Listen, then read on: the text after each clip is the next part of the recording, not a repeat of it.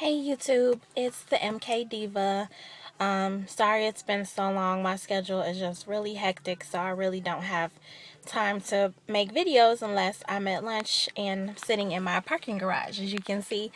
Um, but today I really just wanted to talk about growing up as a Jehovah's Witness. As I stated before, I believe in my last video, my mother started studying when I was about 3 or 4. So it's pretty much, all I've known my whole life. My very first memory as a kid was around Christmas time. Well, this is my very first memory, like knowing that things were changing or whatever. It was around Christmas time.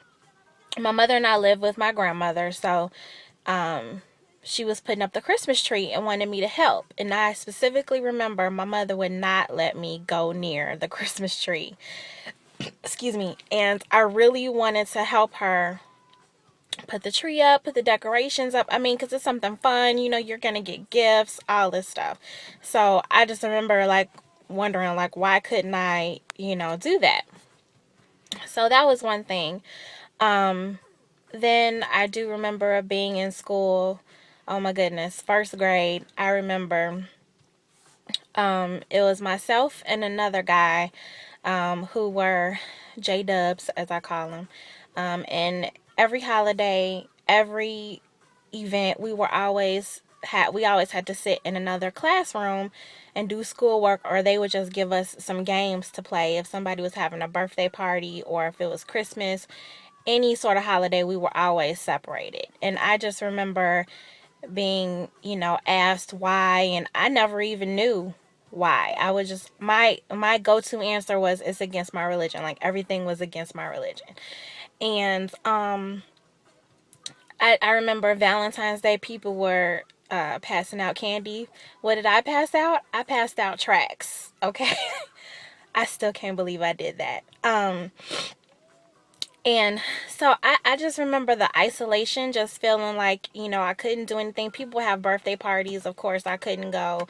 So I didn't have like the social aspect of it.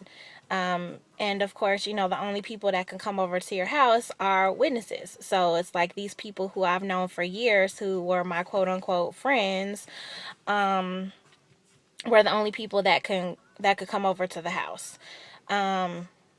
I remember just knowing that, okay, if I want to have friends over, they need to come over when my mother was not at home. And I was a latchkey kid, so I knew, okay, I could get home from school and have someone come over for like an hour and a half, so I wouldn't look so weird, because, I could never have anybody over my house. I couldn't have anybody call if my mother didn't know who they were, and if they did call, it had to be about schoolwork. So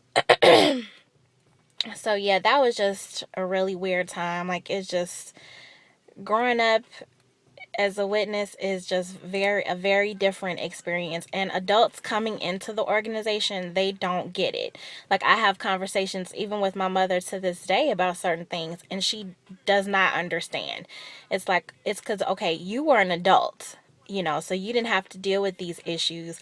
But, kids, separating kids from things, having to not be involved in certain activities, having to stand up during the Pledge of Allegiance and not saying anything and just look straight ahead, and people looking at you like, what are you doing? Or just sit down during, them singing the national anthem or whatever. It's a lot. I'm sure a lot of you can relate out there too. What else?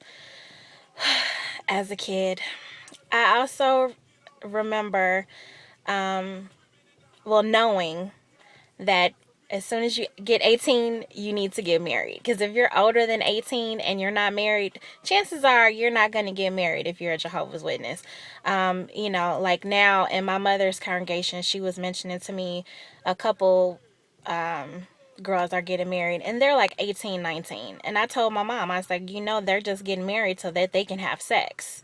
I hope you know that. It's like, to me, a witness marriage is not about love. It's pretty much like, you're cute, your family is well known or whatever. Let's get married and have sex. I mean, That's pretty much what they're doing. And if they're saying they're not doing it for that, it's so not true. It is so not true. I have tons of stories. I'm sure I could come up with a couple more videos, but yeah, so what have your experiences been growing up as a J-Dub?